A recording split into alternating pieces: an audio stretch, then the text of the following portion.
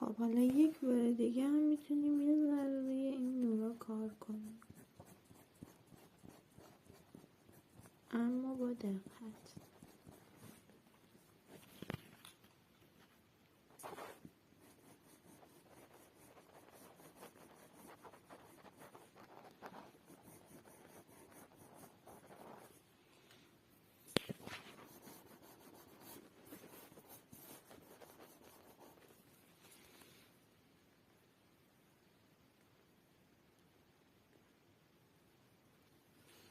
خب حالا روی این قسمت عنبیه میتونم یه ذره کم توسیش کنم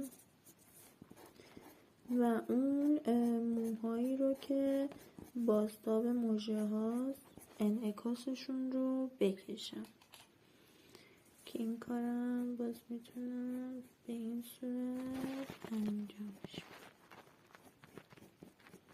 یه چند تا از تاره‌مون بازتاب خوردن. خب این دیگه هر چقدر روش کار کنیم که طبیعی تر میشه.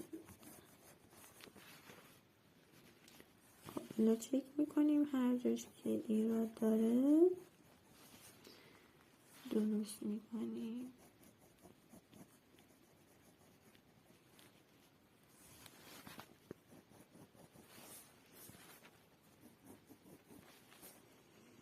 خب پس گفتیم دایره‌ای میکشیم، 4 قسمت میکنیم، بعد تیرگی ها رو کم کم بهش اضافه میکنیم.